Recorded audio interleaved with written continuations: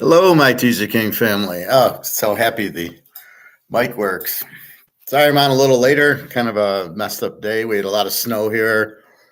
Had to do some errands. Went to the pool late because I was waiting for the snow to drop, and just had dinner. So anyway, so let's do it. It's 6 o'clock, and I'm sure a lot of people are eating. So this is why I do it live.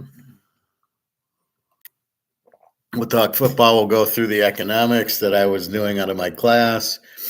I think we got the presidents where I left it. Well, we can go back to NATO and the EEC foundations, European Economic Community. Anyway.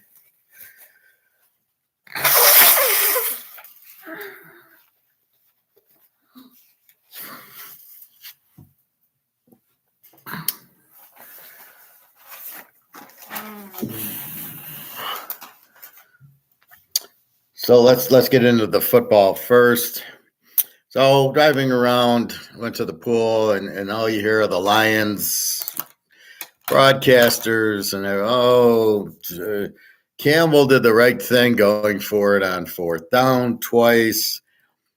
Not understanding momentum, not understanding get your points, and being so stupid to just think like he's not thinking negatively or both sides. If I get a first down, this happens, and if I don't get it, then what happens? Last time I checked, you're playing to win the game. You're not playing to lose the game. It would be let's go back to what was I thinking. So let's say I'm betting a football game, and I got $20,000 my bankroll, and I bet 1,000 a game. Let's say.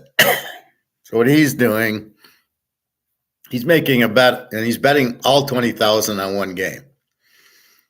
And you'll say, "Wow, that's aggressive." And he's going, "Well, I'll win, and if I win, I'll get 40,000." But he's not saying, "What if I lose? If I lose, I got zero. My bankroll's done." So he can't function with a normal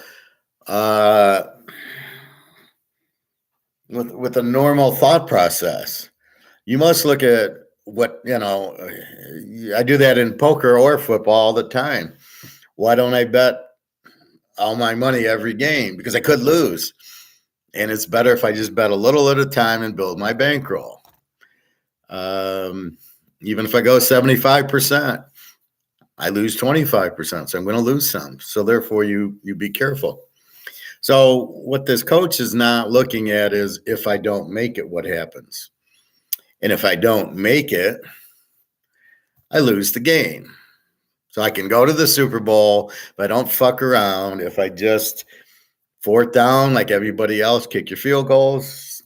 Michigan did it. Alabama did it. Funny how they did it, and they won. It's a normal part of the game. You kick the field goal. It's fourth down, time to kick the field goal. And so the first one gave momentum. Then the fumble. All of a sudden, you got a tie game because you just gave momentum. The third one, you should have tied the game up. You miss it. You give them more momentum. It's another turnover. Then they score a touchdown, and now it's a 10-point game. And you've lost because you were so stupid you didn't kick the field goal, because you're not looking at both ends of, well, what if I go for it versus what if I don't go for it? And how you do that, I don't know. I mean, you have to look both ways. What if I make it? What happens? So it becomes risk and reward. So the risk is you don't make it and you lose the game. And the reward is you don't win the game. So especially that last one, you have to tie the game up. That's a no-brainer.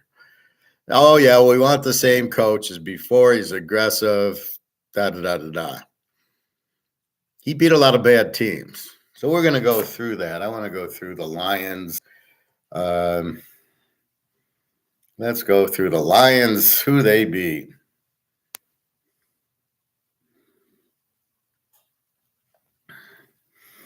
And I'm pulling my steak out of the oven now.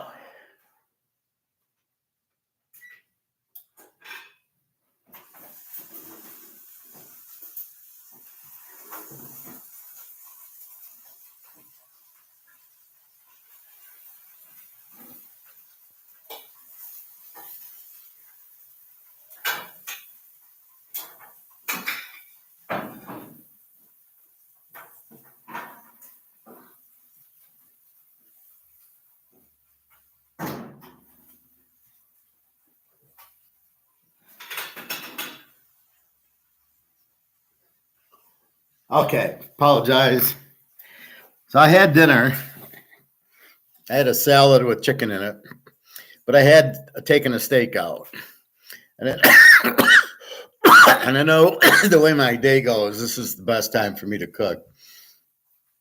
Because I get up, I go swimming, and then I come home and then we do the class. So class goes 3 hours. Fuck. All right, just a second.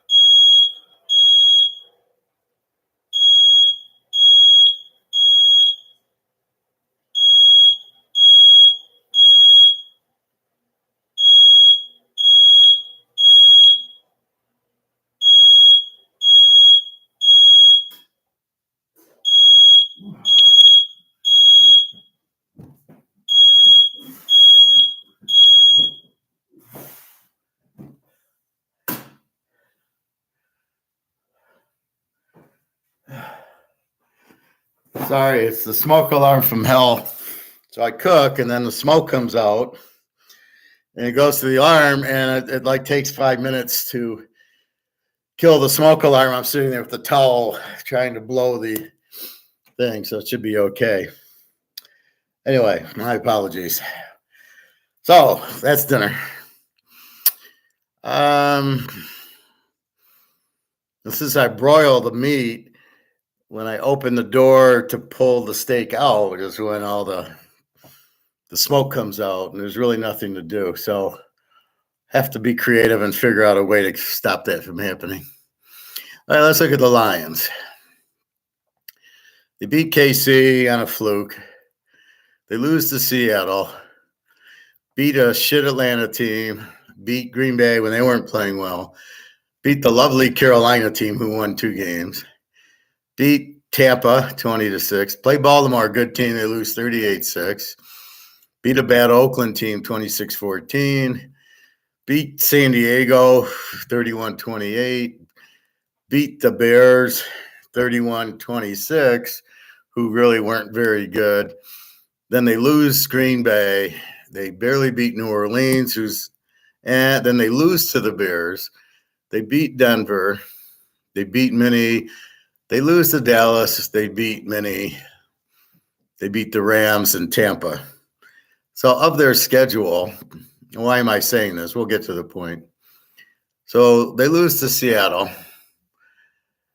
They lose to Baltimore. Oakland, San Diego, Denver, not really good. They lose to the Packers. They lose to the Bears. They beat Denver. Okay, that's a good win. Minnesota, not with the backup quarterback twice, and they lose to Dallas, who really wasn't a good team. The Ram win was good, 24-23. They didn't show up in the second half. Then they lose to the Niners. Why am I saying this? Because they had, let's see, how many teams that were like under 500? 1, 2, 3, 4, 5, 6, 7, 8. I'm not really going to give New Orleans, Tampa. They were like 9 and 8. 8.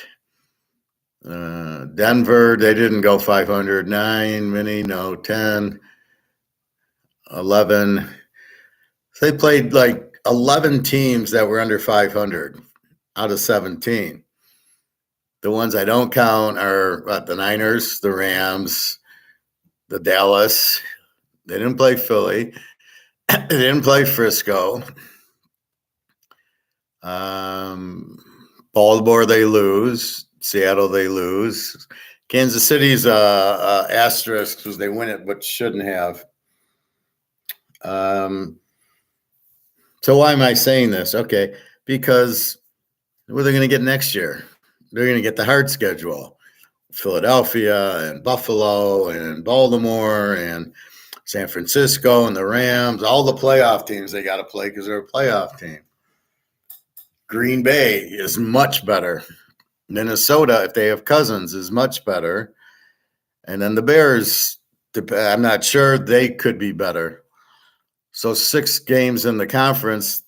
In the division this year, we're basically against teams under 500. And let's see, standings. These teams are under 500.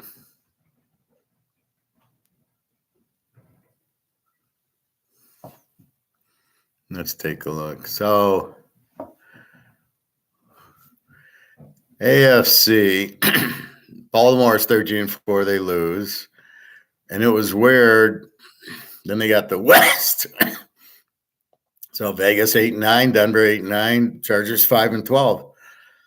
So again, the only team they beat was KC. Kelsey was out, Smith was out, and it was the first game of the year. Okay. NFC, they lose to Dallas. They get lucky. They didn't play Washington Giants. Green Bay is 9-8 because they win a playoff game. Anyway, Mini 7-10. The Bears 7-10. Tampa, New Orleans, Atlanta, Carolina. Tampa was 8-8, and then they were 9. They were 8-7. No, 9. How did they go 9-8? Okay, this is the regular season. So they're 9-8. New Orleans was 9-8. So they won by one game. They're over 500. Then they beat Atlanta, Carolina. They don't play the Niners, and they don't play the Rams. They lose to Seattle. Then they beat the Rams and lose to the Niners. So basically, what they're going to have is good luck playing the good teams next year. So if the Lions think they're going to repeat and come back and make that's all I hear. They'll be in the championship game next year. Bullshit. They'll be lucky to make the playoffs because they're not going to have an easy schedule. I mean, they had the NFC South, and the AFC West should have been stronger. And their own division was, really weak. So now Green Bay, Minnesota are much better. Even the Bears, let's see what happens with them. They're going to get all the good playoff teams. So they'll be lucky to win 6 or 7 games because that's really who they are. Then Goff didn't get hurt, and the St. Clair guy didn't get hurt, and the running backs didn't get hurt. Well, that's unusual. So Hutchinson doesn't get hurt. Their defense still stinks. So we'll see who they draft or free agent. The free agents are bullshit because they're guys that nobody wants. So now it becomes the draft, who they draft. And I thought they've had two very weak drafts, the last two. All right, Laporta, is he any good? I don't know. They're running a scheme offense that fits to him. Put him on Oakland. Is he going to be good? The running back Gibbs was okay, but he didn't show that at Alabama. I don't know where that came from. Campbell at Iowa was nothing. You could have had the Philadelphia defense, and you would have had a very strong defensive team, probably not giving up much offense. Golf's still not the answer. He still chokes, right? You got a 24-7 lead. Where is he in the second half? Montana makes it 41, right? He keeps going because you know what plays are working. Why do the Lions stop in the second half? Do they not know what's working? Anyway, my critique of the Lions is they got lucky that they didn't get the injuries that other teams got. Defensively, they are terrible. So the defense probably won't get any better. They'll keep the defensive coordinator. I don't know why. What are you looking at that he does any good? Weak secondary, weak pay. They're not good at sacks. He makes terrible play calls. So what do you got him for? I don't know. The defensive coordinators around the league are terrible, getting worse. You're going to Georgia or Oregon for defense. Why don't you grab Iowa State's defensive coordinator? Teams that really play strong Iowa, why don't you get Iowa's defensive coordinator? Their offensive coordinator announced he's staying. What an idiot. Because you're going to get – see, everybody's living this fantasy that they'll do the same thing next year. This was a total fluke because they played 11 teams that weren't even 500. And two of them were New Orleans and Tampa, who were 9-8. Any good team you played, which is only two, Baltimore and Dallas, you got killed by Baltimore. And Dallas, you lost. But wait, look, Kansas City showed you how to beat Baltimore. You blitz, you blitz Lamar. What have I been saying? Blitz Lamar. They blitzed him. 10 points. 7 was a fluke. So that's what you got to be careful with. So you realize you're going to get the hurt. So it's not going to be easy. Just we'll come back next year, no problem. If we don't make the Super Bowl, it's a bust year. If they make the playoffs, it'll be a great year. And then the injuries. And then are you going to stick with Goff or Hooker? If you stick with Goff, it's a huge mistake. He's okay until there's pressure. So like I said, where was he in the second half?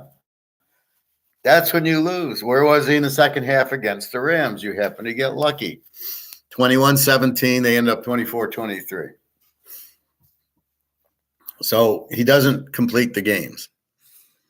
But that's not what you're looking for. So, yeah, everybody, the Lions this, the Lions that. I'm throwing up because I realize they got very lucky, and now they'll have the harder schedule. Golf is not that good. Teams will figure them out. It's the St. Cloud guy. It's the running backs. Montgomery wasn't anything on the Bears. So we'll figure it out. This Williams from Alabama, the receiver, is a bust. And then it says something about you got all these rookies making your team. Shows you how bad your team is.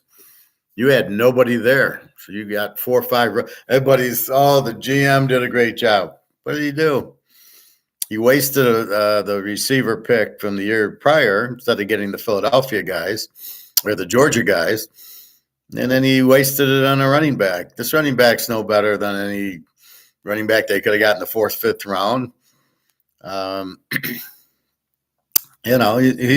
He's a okay running back. He's not Gary Sayers or Barry Sanders or Jim Brown. So, again, I'd rather have the kid from Oak State, Ollie Gordon. I'm not sure if he's coming out or not. If he comes out, I'd grab him. And he'll be much better than whatever you got on your team. All right. So Tom Brady is replacing Greg Olson on Fox. Do I give a fuck who's doing the color? Do I give a fuck Tony Romo does color on one channel? Am I watching the game for Tony Romo? No. Am I watching the game for Chris Collinsworth? No. Do you think I'm watching the game for Tom Brady? Hell no. I'm watching the game for the game. Get the announcers out of the way.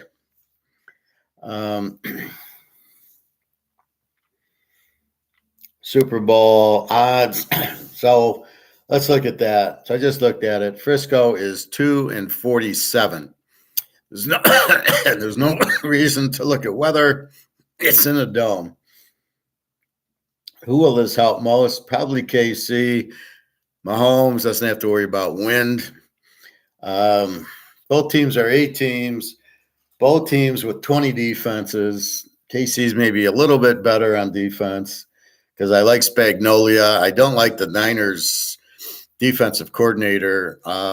He didn't do anything against the Lions. The Lions put up 34 points on this team. You got to be kidding. Or 31. They had a 20 defense. They gave up 31 to the Lions. This should be a low-scoring game. Mahomes will do enough. And he beat Buffalo. He beat Baltimore. He'll beat the Niners. The Niners showed me weakness in their coach and their defense on Sunday. Their coach was out-coached by the Lions coach. I mean, it was 24-7 at halftime. You're at home. You're playing the fucking Lions. There's no reason to be down. You come and take the bull by the horns. You should have been up 24-7, blowing them out, not how they got up 24-7 on you. They didn't even look like they came to play. They were not ready, the Niners. Terrible defense, terrible offense. The Lions have a weak defense, and they're running the ball. What are you doing? So I looked at the Niners. Who is this team? See, here's the problem. They look great beating Dallas early in the year, and you go, oh, okay, look at this team. And they beat the Rams when it mattered, and they beat Seattle. So they beat good teams. But they're not a good catch from behind team, but they work because the Lions' defense is so bad. This is what you must understand. The only chance the Lions or teams like that, a Green Bay, a Seattle, the Rams, they must have a strong defense. KC's got the best defense, very strong, better than Baltimore's. The Niners are going to have problems scoring in this game. And Mahomes will score a little, but it's consistently hard to score in the ninth. Like I said, Detroit had 24 in the first half, had 7 in the second half. This is the Lions' whole problem, right? So I see I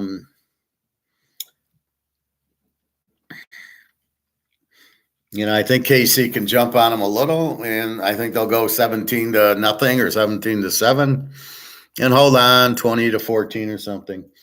Purdy will have to run. Mahomes is the wizard. You went into Buffalo and Baltimore to win. You're not going to lose San Diego when the game's in Oakland. So I think KC wins. The fact that the dog, who the hell's making this line? What are you looking at? Well, this is where the statistics and analytics come in. They're looking at Frisco's totals, and they're looking at the Chiefs' totals for the year. And the Niners would be better because they score more points for the year, and they both are good defensively. And what they're missing is, but let's take Kansas City the last 4 or 5 weeks. And don't count the week when nobody played, week 18. So if you look at the last few games, and then they beat Buffalo and they beat Baltimore, the only conclusion I come out with is Kansas City -3. You're giving me +2, and I get 8 points. So there's your free pick again, Kansas City. That's absolutely a fucking joke. I mean, Frisco beats Green Bay 24-21, and then they beat the Lions 34-31 because the Lions have a weak defense. They scored more. They're not blowing out Kansas City. They're not going to beat Kansas City. There's no way. They have no chance.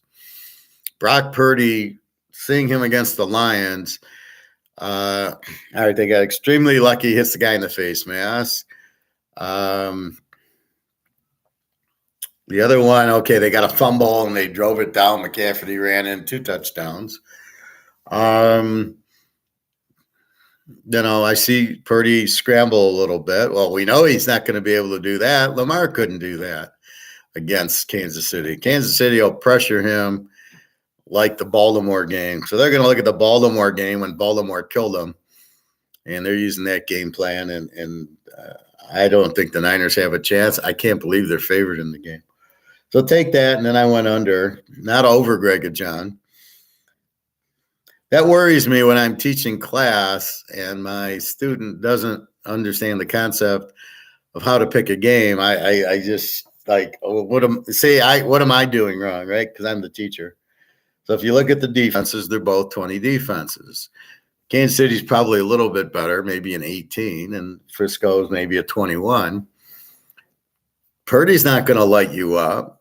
And Mahomes isn't going to light up the Niners. They'll get some points on them. They're not going to light them up. So when you look at it like that, where are you going to get points from? Frisco's not going to help you here, not against this defense. So if we look at the Baltimore game, 17-10, we're probably not going at that score. I think maybe KC 23, the Niners 13. I don't see where you're getting a lot of points because the Niners aren't going to give up a lot. They weren't ready for the Lions because they probably were laughing hysterically. Oh, we get the Lions. Now they get KC. They get a little bit more. They're going to come up smoking hot against Mahomes. So don't look for them to score a 24 in the first half. So should be low scoring. We get under 53, I think 54, and you're getting the points. So the points I love. So it gets back to somebody else saying, well, all I got to do is pick one game. Well, in this case, I agree that KC and 2 is probably a winner. But I get KC and 8 and then under 54.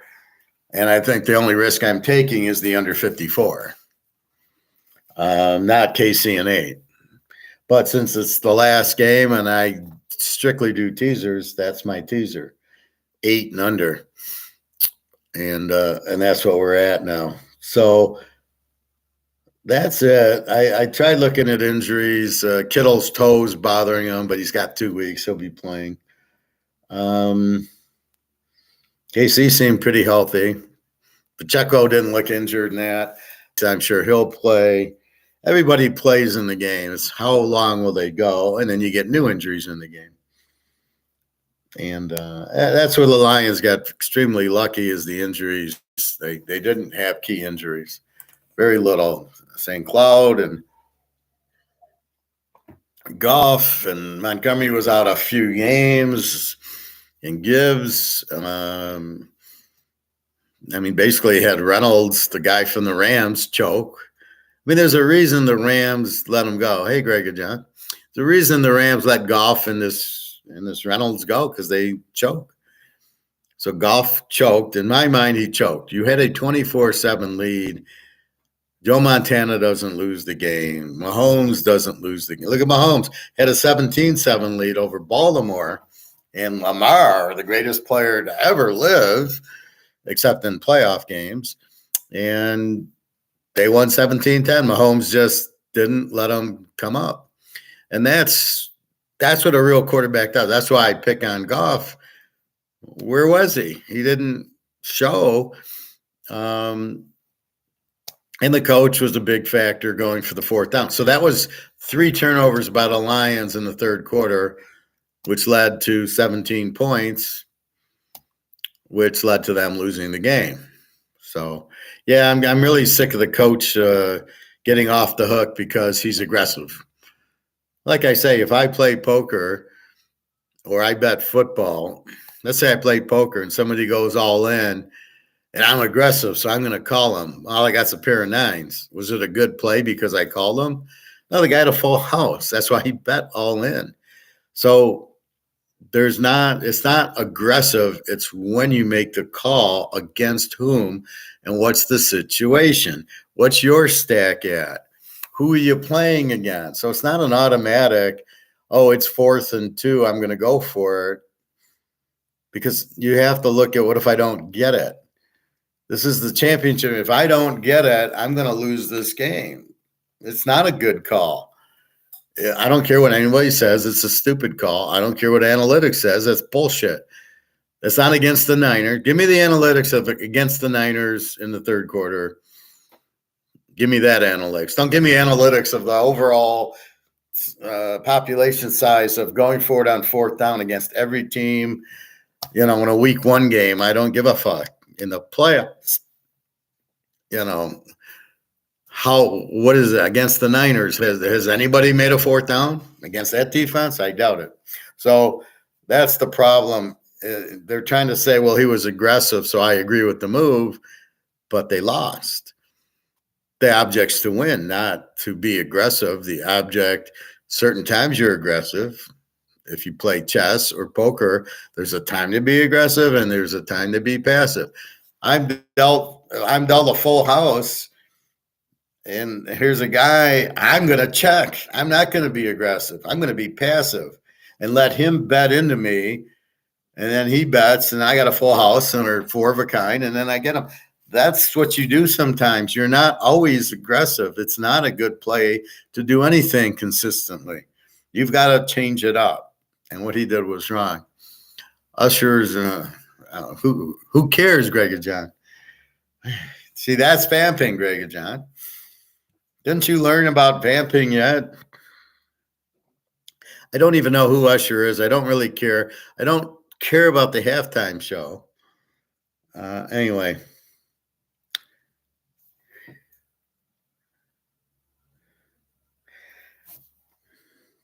So this Chiefs to wear red. Who cares?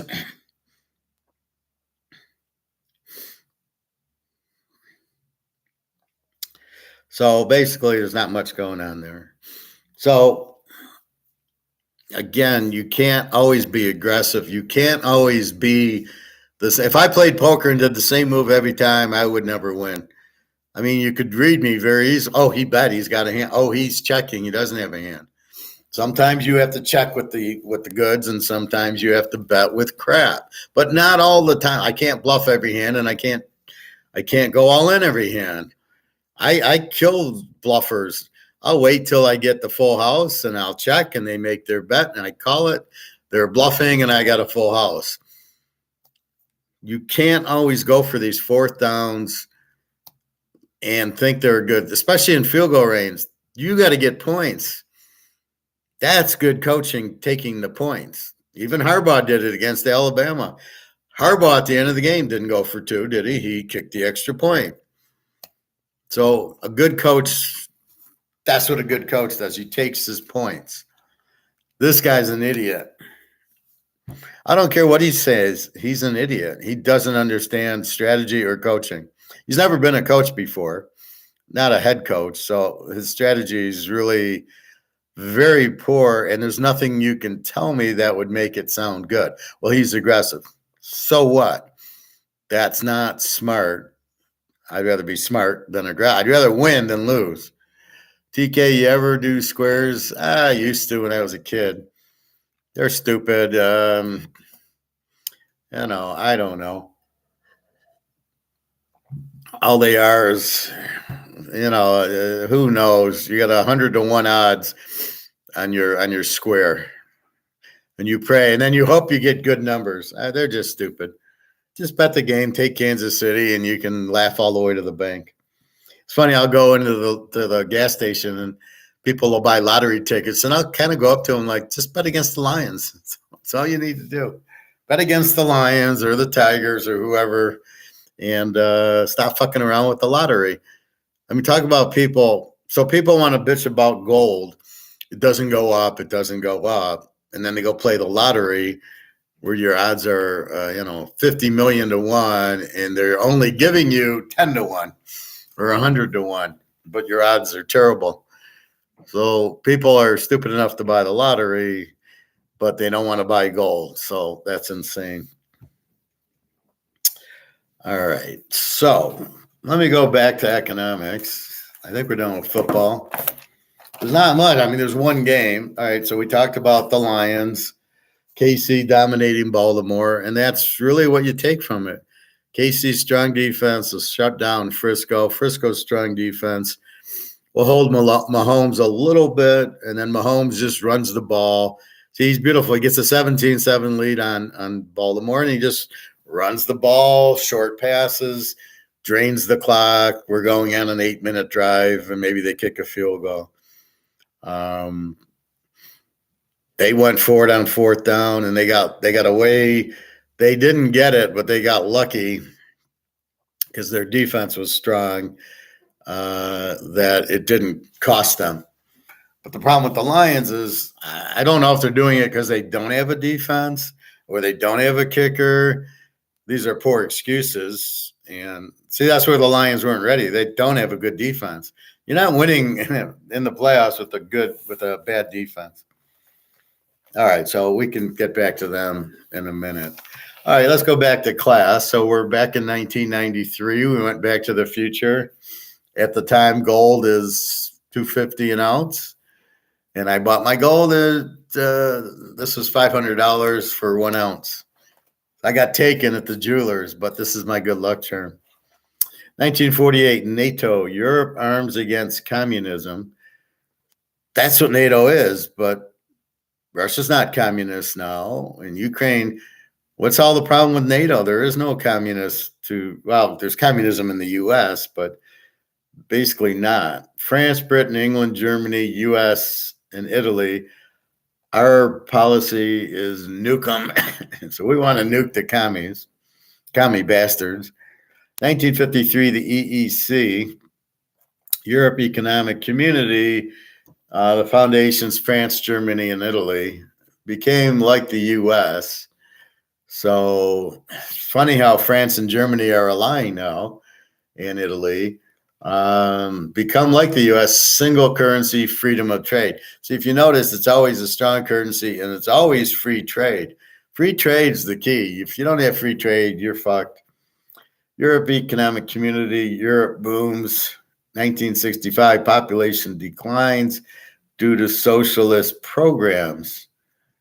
So I'm not sure why population declined due to socialist programs, but that's when they started, we'll give out food. So let's take care of the poor.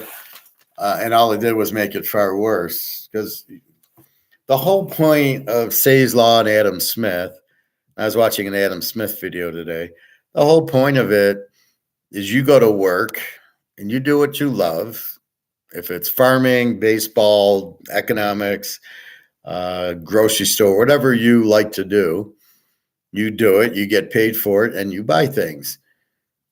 But when you get into socialism and communism and this whole socialist and the whole, what are they calling it? Socialist programs, it's you not working. You sit home and don't work, and we're going to pay you not to work just to sit home. And the problem is you don't get raises. You don't really make that much money, but you make enough to get by. But now you're dependent on the government. Well, that doesn't come into Adam Smith's logic at all. Adam Smith says you work and make money, and you can make a lot of money. You make a lot more money than the government's going to give you if you work. So the whole point is that you do it and then you spend, and that's how the economy works. You work, make money, pay your bills, have excess money, you save them. You spend on the groceries and the food. You go on a vacation. You buy a house and a car.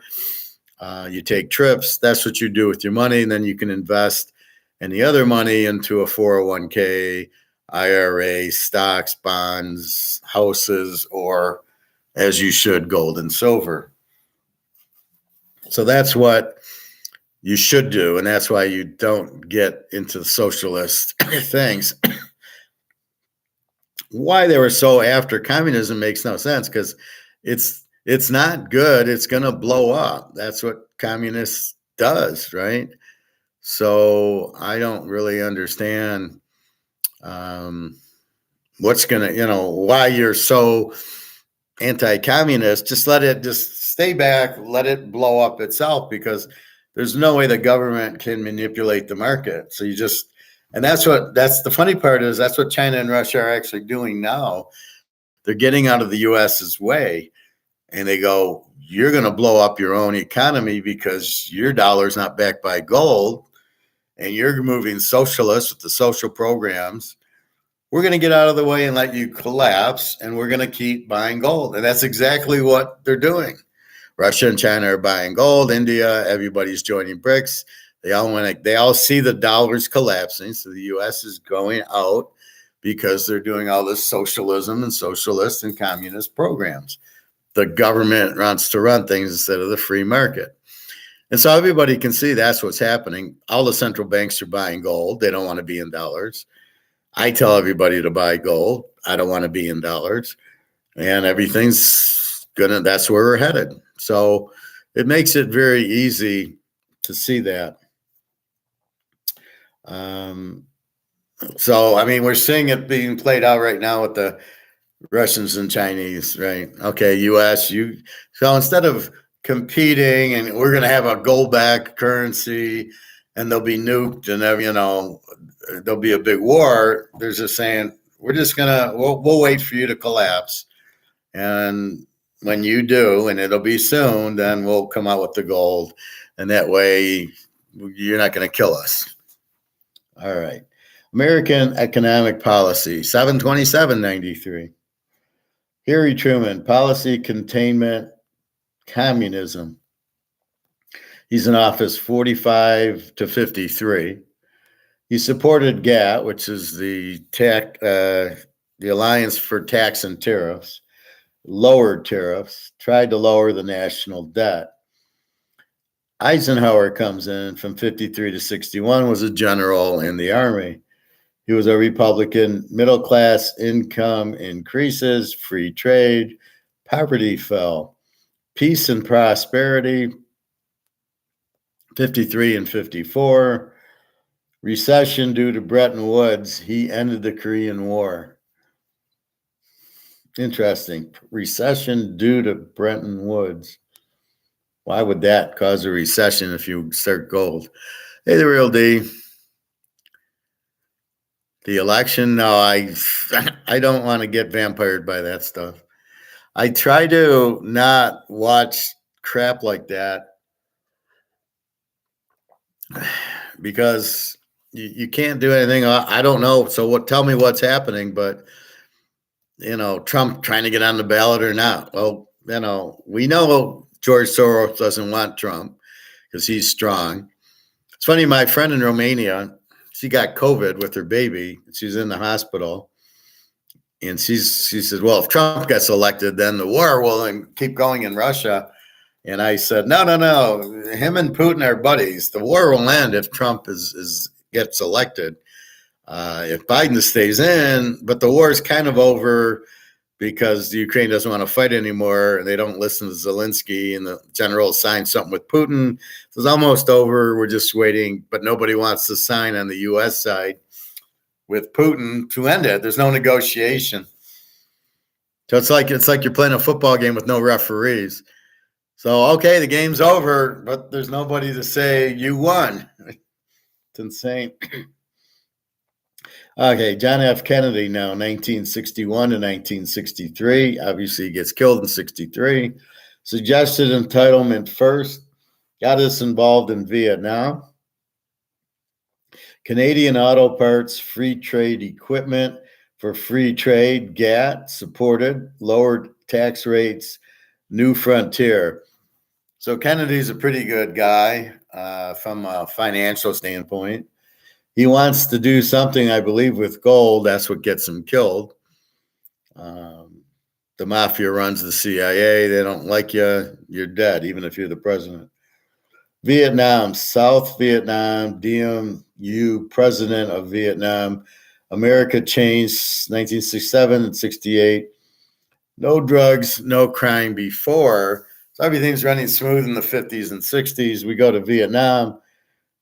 Where'd the drugs and crime come from? Because LBJ came in, and he's a terrible coach, right? So that's when America starts changing for the worse, is when the drugs come in from Vietnam, which is probably what it was all about. It's always about money. There was a lot of drugs there, and the CIA is probably in charge of the crime. Hard to say. LBJ walks in 63, takes over for Kennedy because he's assassinated 63, 64, and then gets reelected 65 to 69. Quote, worst president, corrupt, a liar, Tonkin incident took us to Vietnam to bolster regime after Diem was killed. Johnson was a free trader, supported GATT, liked entitlement programs, so the socialist stuff, inflated. So here's our first bout with inflation to pay for the war, 67, 68. The U.S. demoralized by LBJ saying, we weren't trying to win the war.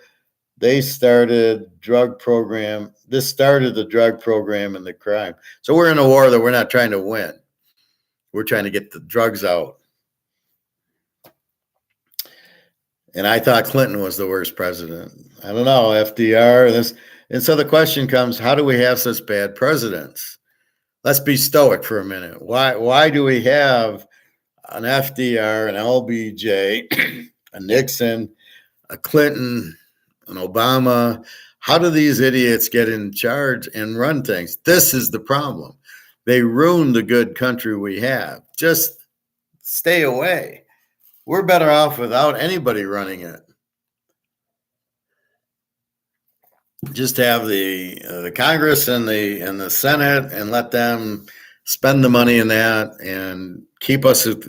But you got to keep taxes low, the gold standard, good laws, and free trade. You got to keep those. And then what you want to do has got to come off of those. It's got to feed from those. Because as we've seen, how many times have I read it? That's success. You do that, you win. You win the national title. Keep the gold, keep the free trade, keep the taxes low, keep the government low, and you win. Every country that's done that has been very successful. Then they all get off of it for some reason, and they go down the toilet. Like we're being flushed down now as we speak. How do you come out and say we weren't trying to win the war? That's like going out and playing a football game. Well, we weren't really trying to win the game. What the fuck were you doing then? Why weren't you? Okay, Nixon, 1969 to 1974, the second worst president for getting us off the gold standard. Got elected by end the war in Vietnam. So he says, I'm going to get you out of the war. Okay, we'll vote for you. Unbelievable. He had to win the war. So now he's fighting to win it, which they can't do. Extends the entitlement program, which are, again, very socialist. Paid for inflation, paid for the war by inflation. And because he's printing the money to buy it, takes us off the gold standard in 1971, which is a huge mistake. Again, what do I say? Just keep the fundamental five: free trade, low taxes, solid gold standard, and good laws. And he takes us off the gold standard. Well, how are we going to win if we're off the gold standard? And we never get back on. 1971. So I was alive back then, but just 12 years old. I would have suggested at that point, if I knew what I do now, I would have been buying gold at $35 an ounce in 1971. But I don't think we could. I don't think we could buy gold till 72 or 73. But it was still like 35 an ounce. Put in wage and price controls, another incredibly stupid thing. You can't do that. You can't control wages or prices. The market must do that. You can't say Canadian gloves, $25. And then you have inflation, and now the costs are now $50. So I need to sell this for $50. I can't sell it for 25. That's the problem with price controls and wage controls. People make what they make. I mean, we're all free agents. We could go work at GM, Ford, Chrysler, Microsoft, Amazon, whatever our skill set. We're free to choose where we work. So that's the other problem.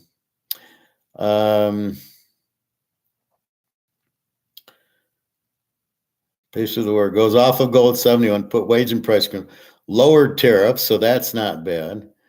In 1973, he ended the war in Vietnam in 73, 74, Watergate, Congress. He's like LBJ. So I don't really know what Watergate was. I don't really give a fuck what it was. Some bullshit he did. Anyway, he steps down out of being a loser he should have stepped down for getting us off the gold standard, but whatever happened with Watergate, and I don't care enough to investigate it. So he's gone, and Gerald Ford comes in, the senator from Michigan, from 74 to 77, basically finishes out, end inflation, reduces interest rates. He realizes he has to pay for the entitlement programs. So he's trying to end inflation. I don't know if he does, but he tries to. So he's okay. U of M guy. Coach Poe guy. Stagflation, high inflation and high unemployment. It's amazing how many people get this part wrong. All these people, we could have and they don't know what stagflation is. So again, you have high inflation, which leads to high unemployment because companies can't make money. They lay off employees. So you have the costs going really high. Again, the dollar goes down, and then up comes the unemployment because people aren't working because you got to lay off because there's nobody there to buy your goods and service. Because again, in Say's law, if I want to buy, I make money, I'm going to buy this. But if you take that out if I'm not working, I can't buy it, and therefore it doesn't get sold. Therefore, they lay off because there's nobody buying the product. They're not making money. Stagflation is a high inflation and high unemployment. Borrowed money to pay for the entitlements. Where are you borrowing money from? Oh, the Fed, I guess. Next, Jimmy Carter, 77.81. He inflates, prints money. Oh, no wonder interest rates were 20% and the stock market crashed. So every time they inflate, the stock market crashes. They've been inflating for the last few years since COVID. Oh, but the stock market isn't crashing. Yeah, bullshit. So you can see how it's controlled and price fixed. It's all bullshit. He inflates, prints money, free trader, so he lowers tariffs, which is good. He deregulates the economy, which is actually good, and borrows to pay. Volcker is a central banker, slows down inflation and causes a recession, which is basically what you're doing now. You are raising the rates, which causes this recession. Only nobody wants to admit we're in one, except I'm telling you the truth. So when you raise interest rates to slow the inflation, you cause a recession because costs go up. That's why you don't have to listen to anybody. Interest rates go up means costs go up means you're in a recession. It's a no-brainer. So I like that he was a free trader and lowered tariffs, but I don't like that he inflates and print money. So your next question to me should be, well, Howard, how come everybody inflates the money? How did it not blow up earlier? Good question. It should have blown up here in 1980. They raised rates to kind of slow. I don't know what it really does. It slows the economy. It lowers prices. But again, that's not inflation. So I think it's just been this, you can inflate a little bit, you can inflate a little more, right? Nixon can inflate, and now Carter inflates, and then boom, boom, boom. And eventually we're at the point we're at now is so that's how you go from millions to billions to trillions with the inflation. So the bubble is going to burst. But back then, in 77, 81, how many billionaires did you have? None. How many millionaires did you have? A couple. So you didn't have any millionaire. It wasn't, but as the dollar devalues, then it becomes, now there's millionaires because it really isn't worth anything. The dollar's not worth what it was. Then you get to billionaires, means the dollar's worth nothing. So when you hear that, this dollar's worthless, because that means the same money is allowed to make a billionaire that made a millionaire. It's all bullshit. So we got these high interest rates by Volcker to slow the inflation, which causes a recession. Reagan comes in, our hero, 81 to 89. Supply side economics, which is laissez-faire economics, which is what we do. Funny how that worked. He went back to Adam Smith. Tax cuts, gold standard, lowers interest rates, deregulation, balances the budget. So we go back to Austrian economics, Adam Smith, gold standard, low taxes, free trade, and voila. We're again number one. Pay for entitlements by economic growth. So because everything's cheap and low and everything, everybody's back to work, everybody's buying, everybody's working and buying. The more people working, the more people buying. That's supply side economics. It's not hard to understand, right? We're the supply. What is it? Say's law. What is Say's law? We're the supply. We go out and work and make money, and we demand the products. So they're calling it supply side economics. I call it, Adam Smith, laissez-faire Austrian economics. We supply, and then we, with our supply, buy the goods. Well, it works. It's always worked since Adam Smith in the 1700s. You want to be a successful country, that's what you do. Paid for entitlements with economic growth. Well, sure, you got a lot of growth because you've got more people working. That's the point of low taxes. If you have very low taxes, more people can work, keep their money and buy goods and services that they need. The higher the taxes, you keep less of it. The government gets more of it. They're not into Say's law. They buy toilets for $5,000. They don't know what they're doing. They just spend it, and it's a nightmare because government can't spend the money as efficiently as we spend the money. I need a blue shirt. I go buy it. I shop for it. Oh, it's a Polo's 100, and what did I get? A Columbia is 25. I'll buy the Columbia. And but the government would buy 10 Polos and not care and pay $1,000 a shirt. That's the problem with the government. They're not efficient at spending. That's why when they raise taxes, it really kills the country because it takes money out of our pocket, and we're the efficient shoppers, and it goes to them, and they don't know how to shop. They don't care. They have a budget. Oh, I'm going to spend $10 billion, and they don't care what a hammer for $1 million. Well, I had to spend their money or I'd have to spend the money or I'm going to lose my budget. So lose your budget if you don't need it. So Congress didn't balance. Congress didn't balance the budgets. Wouldn't allow budget cuts. Reagan wanted to cut energy department and education department. Congress wouldn't let them. 1986, here comes inflation and Baker. And what happened in 87? The stock market crashed. Inflation, stock market crashes. 1980, 1986, inflation, 1987, stock market crashes. 2022, inflation, 2021, inflation. Where's the stock market crashing? Why isn't the stock market crashing? It always does. Why hasn't it?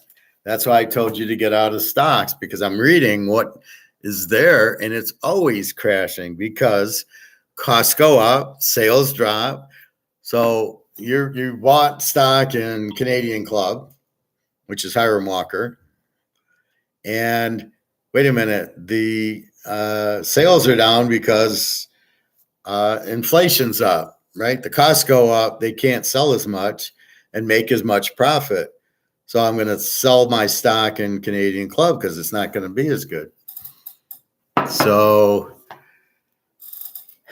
that's what happens. So the stock market crashes because the rates go up. Anyway, so that's the problem with it. All right, Bush, George Sr., 89 to 93, fires all the Reagan people. Well, what the fuck is that? More regulation, borrows to pay for entitlement, increases taxes. So how is this Reagan's vice president? You can see the problem. They don't agree. Or is it George Soros taking control of Bush? What the fuck's he doing? Raise, what did he say? Something, hear what I say, no more taxes. So what does he do? More regulations, and he does increase taxes. So he says, read my lips, no more taxes, and then he increases taxes. What a fucking idiot. All right, so that was the last one because this is 1993, and that's when I'm in school. So you can see the country's good when we lower regulation, lower taxes, go on the gold standard and everything else. Reagan never put us on the gold standard, I don't believe. I don't think we've been on it since 1970. So our money has no value since 1971. Let's say I think we got off of it 71. So we've had valueless money, but we came in with this, we're the petrodollar and we're the reserve currency. That doesn't make the dollar strong. You're still inflating it. You're still printing it to nothing. So how it stays there, I don't know. But the fact that you're the reserve currency and the petrodollar doesn't mean shit. The value of the dollar just means it's being used. And now it's not. So now all those dollars come home and the inflation's massive. So keep that in mind. It's been happening for years, but they've been able to keep it going. I don't know how, but it can't last, and it won't. All right, the fall of communism. Number one, the election of John Paul II as Pope. He's Polish. Step two, Cardinal Wyszynski lays basis for solidarity. Key to kill communism is the solidarity. Free elections in Poland. Now we elect the leader. So now it's competition. It's not a monopoly and it's not communistic. If we don't want communists, we vote it out. This solidifies the Polish to see their number one, to see their one, that to see one, they can fight communism. It's powerless against them. If we don't want it, they can't do it. So if you don't want the government to control the prices and wages and the market, then you want free market. That's the point of free market. You do what you want. Don't we want to do what we want, not what the government wants? And there's no way the government can predict what we want. We can't even predict what we want. 3, internal problems, economic. So there's economic problems, there's technical revolution, the computer chip and information. TV in Russia shows exactly what's going on because they have a way of not allowing the citizens to know what's going on. Make propaganda false, communication.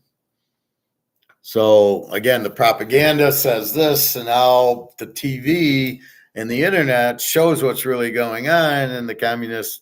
So the people in Russia go, "Oh, wait a minute, this isn't communism. This is bullshit. We're getting fucked." Israelis have better technology than Russia. The election of Reagan comes in. He's very anti-communist. Afghan war of liberation.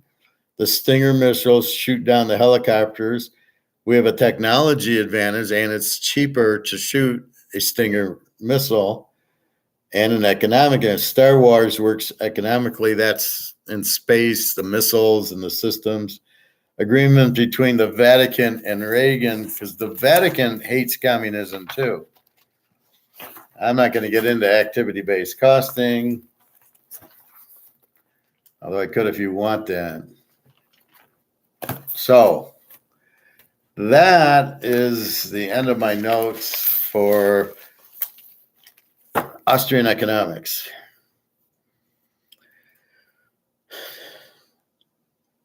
The worst investment for a bank is real estate because it's long-term. Savings accounts are short-term. Real estate is very risky. So what does that mean? So when I take the money and I put 20 grand in the bank, they invest that money. So you don't want to take, because you've got to pay me interest. You don't want that money to go into real estate because it's long-term. It's a 30-year mortgage. You don't want to do that because you owe me my interest now.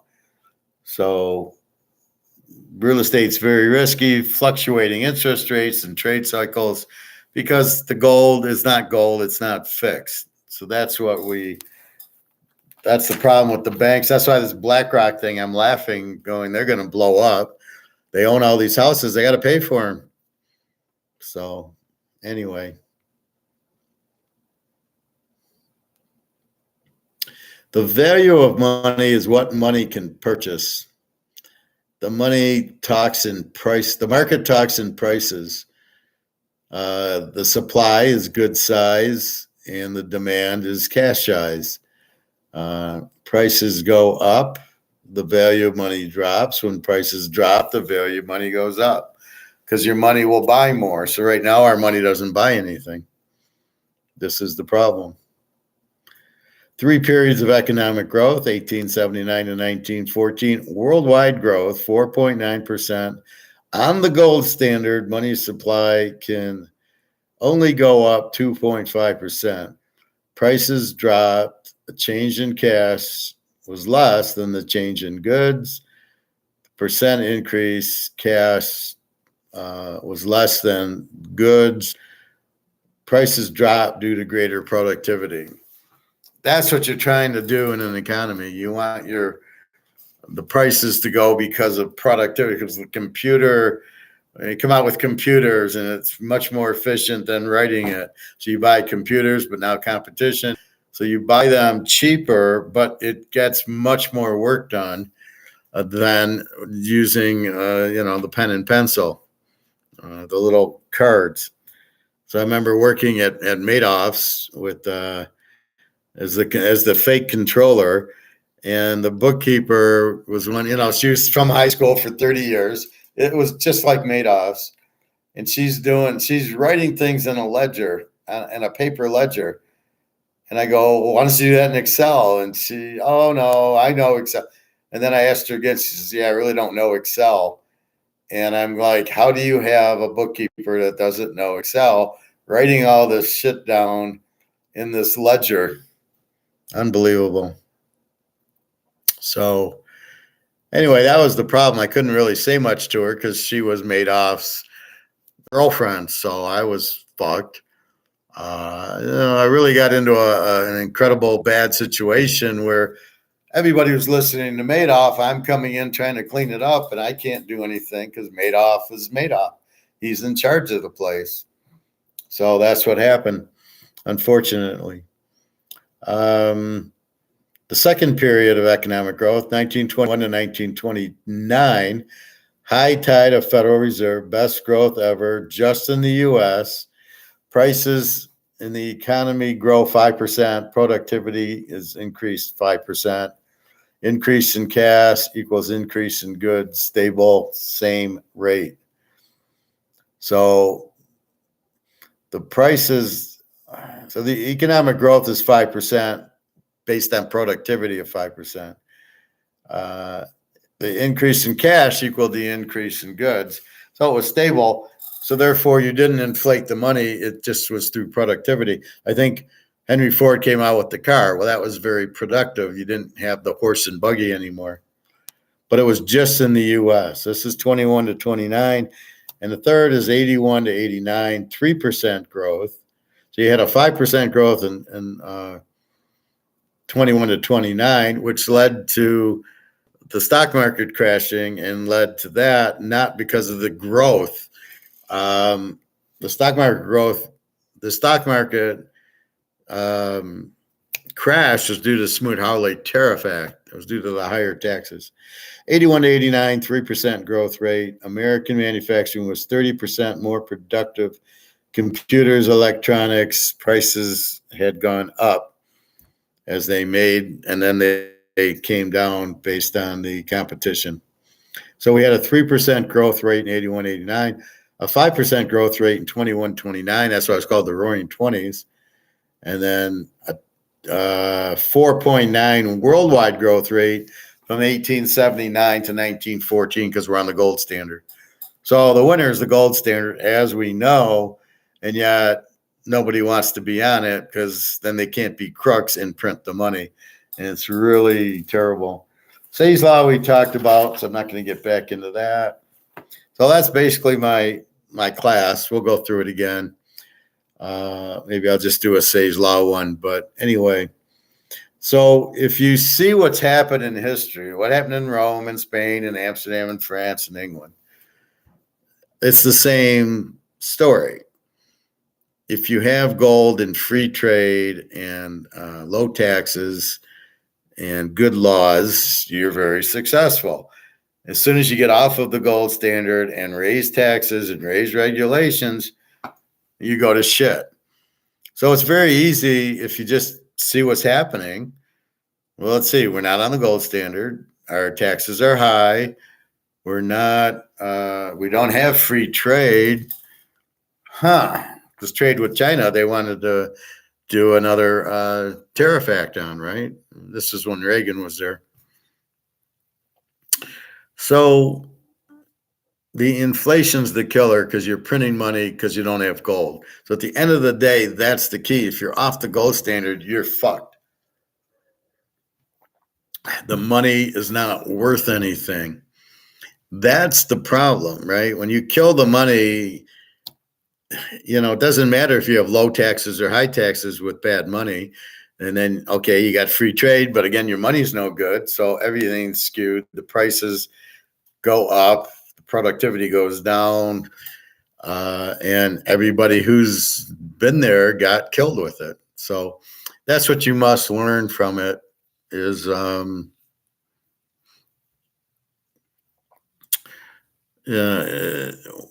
inflation's the killer, and getting off of gold is really that. So when I make my prediction of $5,000 or $50,000 gold and 2,000 silver, and we'll go to 10,000 in gold and get off of the COMEX, it's all from here. This is where I get it from, is this class where I can see, why did Spain go out? Why did France? Because they got off of gold. Why did the Roman Empire fall? Because they got off of gold. Oh, what are we? We're off of gold. But the problem is the whole fucking world's not on gold. Therefore, the whole fucking world's in big doo-doo. And that's why I say the dollar's worth nothing, because it's not backed by gold. The reason you own gold is you can't inflate it. You can't print it. It's worth, see, and this is where Alligator gets confused. It's not worth the same. What he's really saying is the ounce is the ounce is the ounce. And then he says, well, it really doesn't have a value. That's wrong. It really has a value. But because of COMEX, we don't know what the value of the gold really is, but it's a lot higher than we think it is because of COMEX keeping the price down. So everybody's saying, well, if COMEX gets out of the picture, what is the physical price of gold? And Alligator does this stupid answer. Well, it's not gold going up, it's the dollar going down. Yeah, we get that. That's not the question. We know it's an ounce of gold. We know it's not worth 2,000 an ounce. It's worth much more. And what we're saying is, when does it go to 10,000 an ounce? Because we know it's going there because the dollars are all going out. So why isn't it? And he refused to answer it on this show on Sunday. Anyway, this is the problem.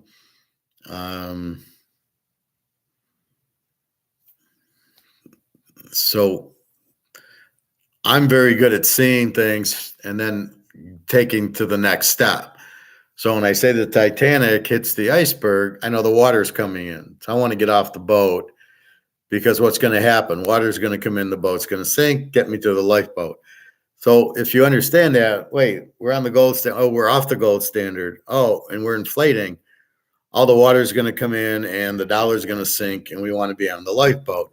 So a lot of things that happen in government and in these, what we keep reading is you need to get to the lifeboat. And that's what a lot of these people have done is by buying gold, but don't get confused by ETFs, gold stocks, gold miners, IRAs that are paper. All these aren't really gold. They're just fake gold. You're going to get fucked in any of those scenarios. So your only thing is to buy gold coins. And the thing is, but the system isn't set up for gold coins. The pricing mechanism is set up in paper price and derivatives. So it's funny how we have this system in paper that are derivatives, but we don't even have a physical price of gold because they keep you away from it. That the central banks have the big gold bars from James Bond, and nobody's really pricing it in that or the gold coins. So we're kind of coming into this whole new buy ounces, buy physical. We're ahead of the game because they haven't really priced it yet. They haven't had to. They've been keeping it down using the derivative system. So we need to have this new system where that goes away, and that's what China and Russia are doing. And they'll have this gold-backed brics currency or ruble currency, and that's what they're trying to do.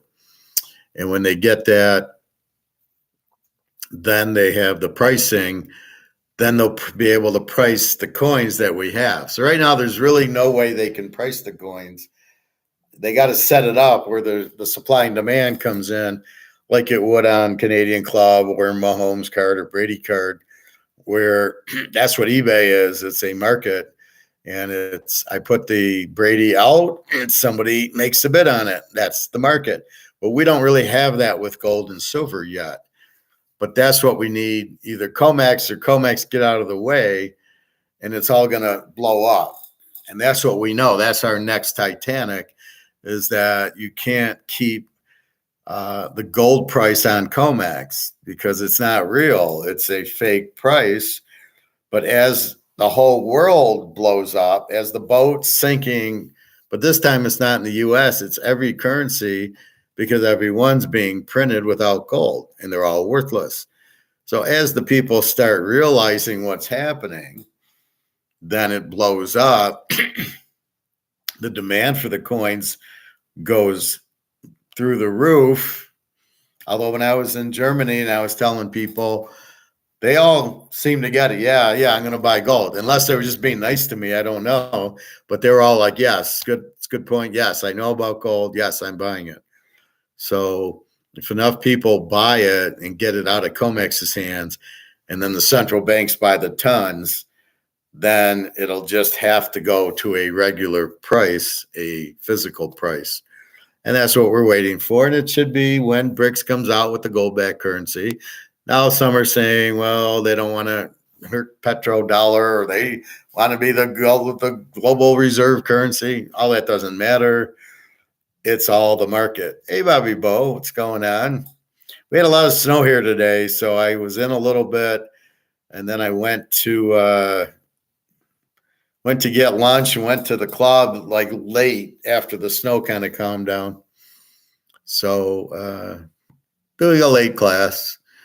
We'll see. So I finished the economic history, and we talked Super Bowl, and we talk about the Lions' stupid coach who's trying to justify going for the fourth downs and trying to say it was a good thing. And I said, well, that's like me betting on the football game, and I made a $30,000 bet and I lost, and you want to tell me it's a good thing.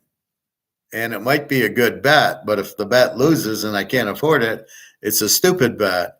And that's really my whole thesis is Just because you go for it at fourth down instead of tying the game up with a field goal is not a good decision to go for it, because you got to factor in if I make it or I don't make it. If I make it, you didn't win anything. You're still at the 30-yard line. You still have to go 3. You might get a penalty, but you're in field goal range now and you're not. It's like, don't take points off the board. And then the other handle is, what if you miss? Now you didn't get anything. So the best point is you make it, and then maybe you kick a field goal. And the worst thing is you don't make it and you give the guys the ball and the momentum and off they go. Heard what you said about the lady who don't know Excel and was writing things. Yeah, that was at the Madoff job. That was the bookkeeper who worked for Madoff for 30 years. She was a high school dropout. Well, she only had high school experience. So I walk in, I'm dead, because the whole group's working for Madoff, and here I am. What am I supposed to do, right? Nobody's going to listen to me. So they don't like me because I'm not Madoff. And so that's basically what happened there. But yeah, that's pretty funny, but really crazy. She's doing that these days. Well, I tried to teach her Excel. I said, she claimed she knew Excel. And then when I pushed her, she said, yeah, I guess I don't. Can you teach me? And I said, sure. So I was about to teach her when, I got Madoffed. Yeah, I thought the same thing about Campbell. He got way too emotional. Well, it was like the Dallas game. You go for 2, you fuck up the number, and you get the penalty. So now it's the 7-yard line. You should be kicking the extra point. Again, I don't know what he has against tying a game up. I think he has no faith in his defense. So he takes these chances on offense because he thinks his defense is that bad, but I don't think his defense is that bad. It's a bad defense, but not to the point where you go for it on fourth down all the time, or you fake punts, or you go for 2. You can't get the tie, so you go for the win because you know if you tie, you're going to lose. This is what I'm reading between the lines. Well, she should have listened to the professor. I'm still losing my mind over Daria. So I've talked to her a few times about, okay, it's been 2 or 3 days. What's going on? And I haven't heard from her. And I saw today she was on and she was working. And then but I still haven't heard from her. So I heard from her Sunday. I didn't hear from her Monday, Tuesday. And, if I don't hear from her tomorrow. And I was talking to my friend Alyssa. And I said, if you love somebody, why isn't she talking to me? Why wouldn't she send me, what's it take, 30 seconds to do a WhatsApp? I'm working. How are you? And even the fact I told her, well, it's Russia and they don't want her to text only family. She says, how would they know? And I said, well, it is Russia, so they might know who she's texting. Although she has texted me from work before. So Alyssa kind of doubted it. She says, well, if she really loved you, she'd text you. And I go, yeah, but the culture, and she's Russian, and the time change because, at noon, it's already 8 o'clock at night. So she's probably winding down, having dinner, working all day. I don't even know what her hours are. And then she helps her daughter with homework when she gets home. So you can't really know because I don't work, and I can, even when I am working, text her. That's the freedom in America, right? We can text. I can text her right now. But if she goes into this job and they're very strict saying don't text, I can understand when she goes to work and she probably just gets up, feeds the daughter and leaves and isn't really worried about me. And that's really where it gets into, she knows I love her. So then the next question is, do I need to text him? Right? Do I need... I don't know. And that's where the girlfriend comes in. Do you need to text? If one party says, I love you, does the other party automatically have to respond to that? I do, but I'm American and a guy. And so I don't know. I don't really know the answer to that. When I ask her, I'm still waiting on the passport. She was supposed to go Monday, but she clearly worked Monday and Tuesday. So once she gets the day off and gets the passports, and now we're going to Turkey, now I know she's serious. But she did tell me they came in. So I believe she's serious, but I don't know why she's not, not at least, hello, how are you? Love you. Have a good day. I'm at work. Take care. That I don't get, because that's a 30-second thing. So that's when I fuck my own self up, is not understanding why she can't do that. But again, I'm not living in her shoes. She's taking care of her daughter. There's no husband. I don't know. I don't think there's a boyfriend. She said I'm her man, which I think, she's introducing me to her daughter. So there's a lot of stuff that a scammer doesn't do. They're just scamming you. They don't introduce the family and all this other shit and show me pictures at Christmas and New Year's and everything else. So in my mind, I really don't know. Is there a guy? Probably. I mean, but it's not a serious thing. It's just, probably sex. Maybe there's money involved. I don't know. And then maybe that's why she's not texting me. She's busy with that for an hour or two. But I believe she's working, because you can see her on her WhatsApp every hour she's on, and I'll see her online. I'll go, hey, how are you? And then she gets off, and I know, well, it's because she's working. I don't take that personal. So it's a struggle with me, because I use logic, and I don't like. On one hand, she loves me. She says, I love you. And on the other hand, then where is the text? And then I'll get a text tomorrow, hopefully, and everything will be fine. So this is why, like, okay, we'll meet. She's got the passport, so we'll meet probably beginning of March. I'll ask her these wonderful questions and try to figure her out. She doesn't drink, supposedly. She does smoke, but she's trying to quit. I don't know about the drugs. I don't think the Russians do. I don't think they can afford them. So that's why they drink the vodka. So we'll see what happens. But again, I don't know the customs there. And I can only learn from Jenna, and then Jenna doesn't work. So Jenna every day does text me. So in the morning I wake up. Now I don't hear from her during the day, but I'm going to the gym. I'm going to play tennis, da, da, da, da, da, da, da.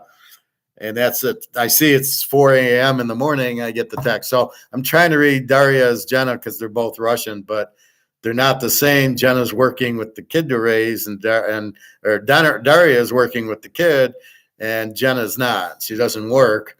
She lives off the Robbins welfare, and so she's more able to text me.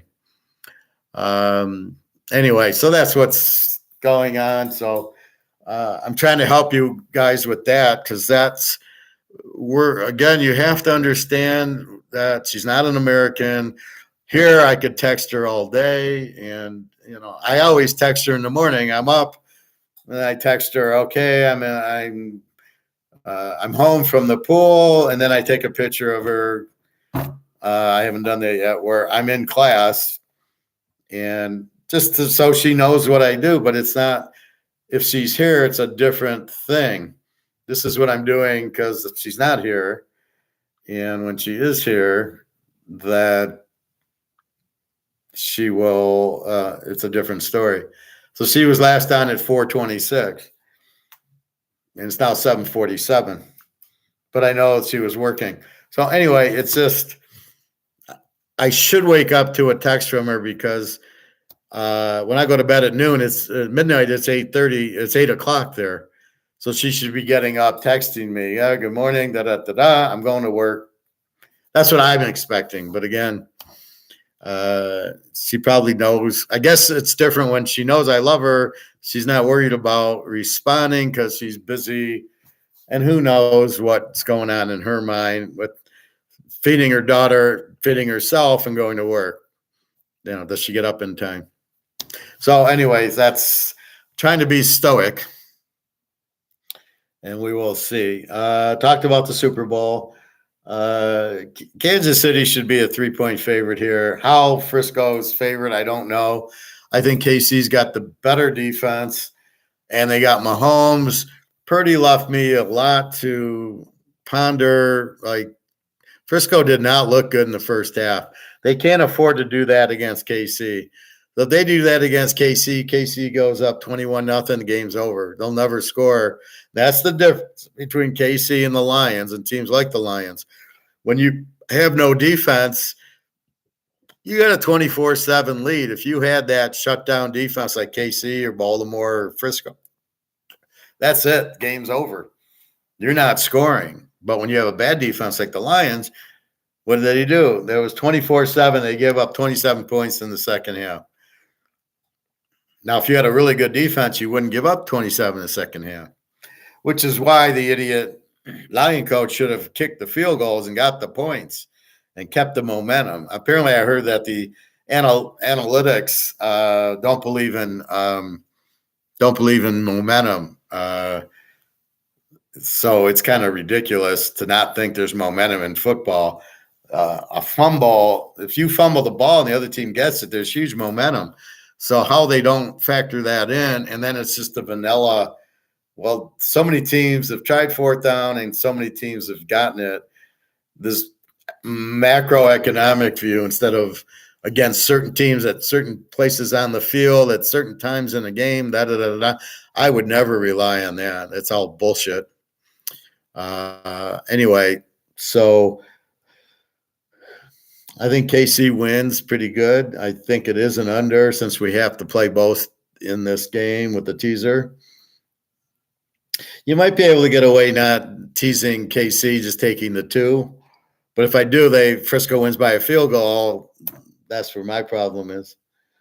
Mahomes against Purdy. Purdy he doesn't look that good, or maybe it's pressure or whatever, versus like Mahomes looks like he's in charge. Purdy struggled against the Lions, even at the end, he's running for his life, getting first downs, and he did the same thing against Green Bay. He ran to the 5-yard line, and then McCaffrey scored. So he's not really looking that sharp. He's got to run a little bit more, and they're not used to him running, so he can get away with running because the defense isn't even paying attention to him. If it was Lamar, they'd be all over him, and he wouldn't be able to. But, so he's not as strong as I was expecting, and we'll see it here. I don't think he'll be able to do anything against Kansas City.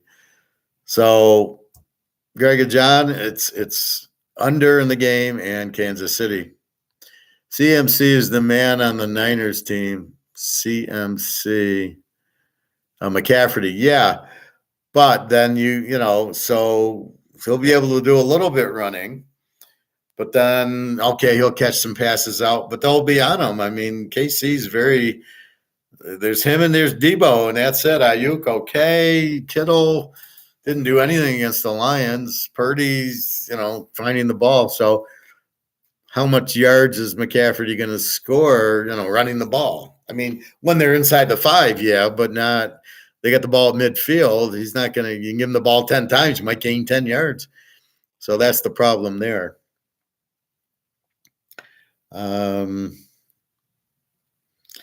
So with Daria, I have to be stoic, which means I got to relax.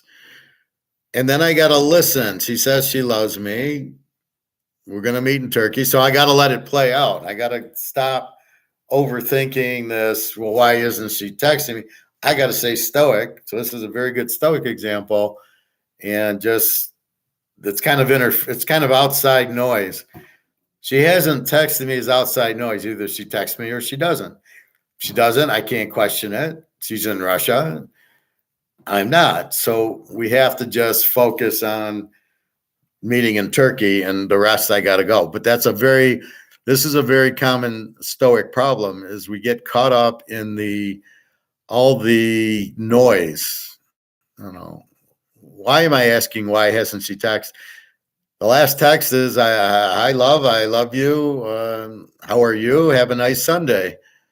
That was Sunday morning. So I keep asking, why isn't she texting me today? That shouldn't be the question. The question is, when am I getting the passport so I can book Turkey? That's all you can do is wait for it. and you have to be stoic and be strong and not let the outside interference. Yeah, that's all you need, Professor, to get Turkey lay the smack down, and the rest will work itself out from there. Well, that's exactly like when I don't hear from her for a few days. I don't know what my first thought is. Oh, she's with the guy, which I don't. I believe she's working. She's on her WhatsApp. I believe when I see the different times change on WhatsApp, she's on it. She's checking and then she gets off. So that's all I think. But yeah, I mean, she told me she got the passports in since November. She said they called me, they're ready, but I got to work Friday. I'll get them Monday. So obviously she worked yesterday and today. And so I'm getting them. And then I got a month to book the trip. So, and when I'm with her, I'll just say, well, tell me about your day. Why do you not text me? But Jenna's the same way. And I've been with Jenna 4 or 5 times on vacations, right? So I'll get a text from her at 4:30 in the morning, in my time, which is already 11:30 her time. I have a good day. I'm fine. I'm playing tennis. I'm at the gym. I'm getting my fingernail. She's telling me about her day. She's not working. And that's it. But I hear from her. So I'm like, oh, okay. And then I respond when I wake up, and then I don't hear from her. And it's funny, one day I didn't respond, and she was freaking out. She was like, why didn't you respond? You know, why, which is what I go through with Daria. Why aren't you responding? But that's what I'm expecting. But again, it's not apples and apples. She is working with her daughter, and she has a daughter to take care of where Jenna's not working. So I can't even go rushing on it. But those are the questions I'll ask on the trip. I said I'll get roses for the room. She liked the comment. I'll try to find a hotel with a pool if they have them, if it's warm enough. I don't know if they're outdoor pools or indoor. So she liked that. I just said I need your passport names because the name on the passport has to equal the name on the airplane ticket. So I said, I'll need yours and your daughter's like names on the passport. That's what I'll book the tickets with. So she's excited. I think she's excited about it. Finally to meet. And what else? So I said, I'll get roses. She liked that. There was something else I said she liked. But otherwise, it's all I can do. That's why I want to meet her. And then I want to verify that what she says, and then when we meet, is the same thing. So we will see about that.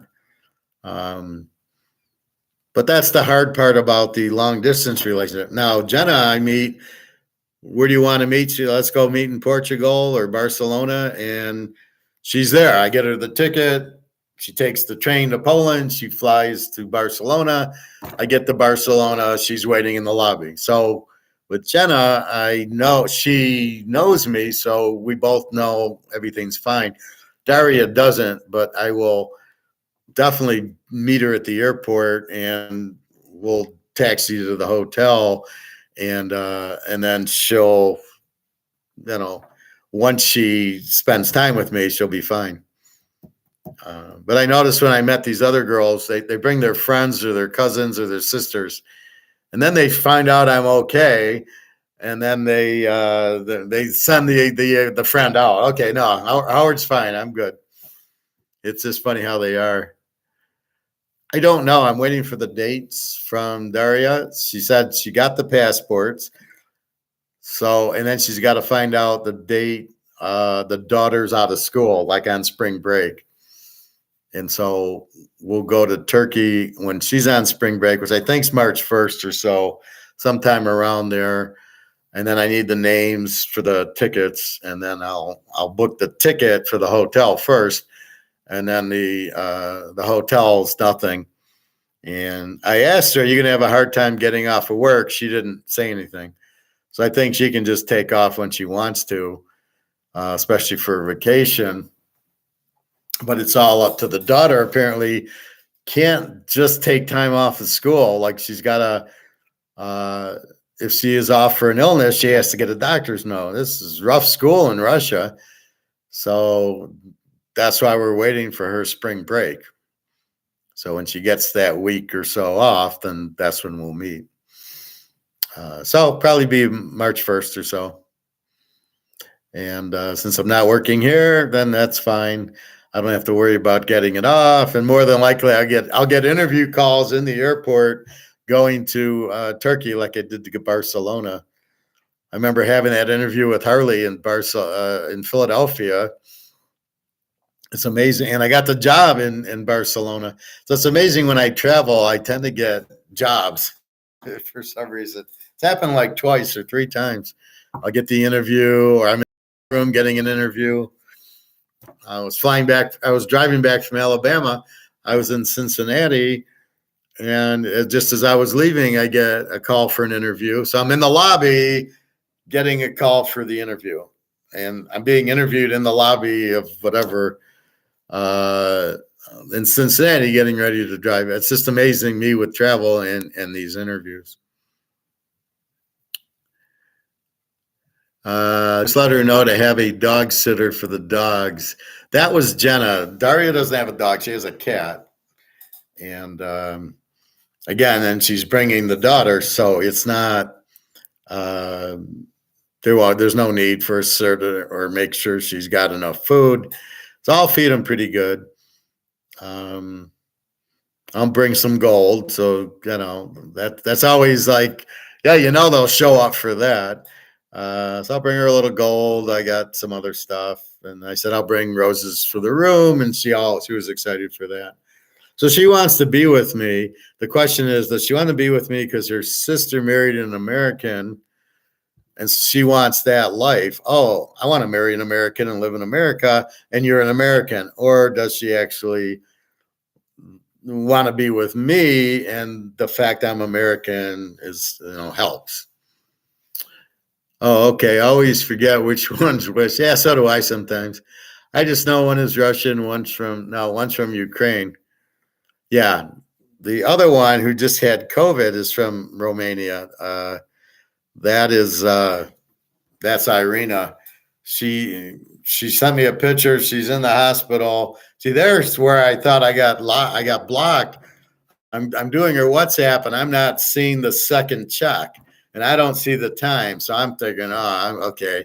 I'm blocked. The next thing I know, I see blue, and she says, I'm in the hospital. I have COVID with the baby, and we're locked in here. We can't leave, and nobody can come in and see us. You got to give the stuff to the nurses. So all of a sudden there's COVID too, which is why I suggested that title yesterday. And I saw what it said. It was COVID too, but it wasn't, I didn't put it in. It was just something put in. Oh, okay. I knew someone was from Romania. Yeah. So Irina's from Romania. She's the married one with the baby. We're just friends, and I've known her for a long time. And then Jenna's the one I've been meeting from the Ukraine, because I can meet. Daria is the one that can't leave Russia. Like we can't meet in Switzerland, for example. I could meet Jenna in Switzerland because she's Ukrainian, but I can't meet Daria. The only place she can fly to is Turkey or Dubai, and Dubai is way too expensive. So we're going to meet in Turkey because it's the only place that I can fly to that she can fly to. I can't fly to Russia because no planes fly there, and I'd need a Russian visa, and my money wouldn't work in Russia. So in Turkey, it'll work fine. They have high inflation. My exchange rate's like 35 to 1. So this should be a very good vacation. I'll look good. Yeah, the COVID 2 is the title. Yeah, I didn't understand that. I said, that's all I put in, and I got question marks. And then there was that note about COVID was not my note. And it's not a big deal. It's just if there's something in the title that they can advertise like that, they will. But I didn't get blocked, or I didn't get any notes on it. So anyway, I don't know why it bothers me so much when Daria doesn't talk to me for a couple of days. It shouldn't.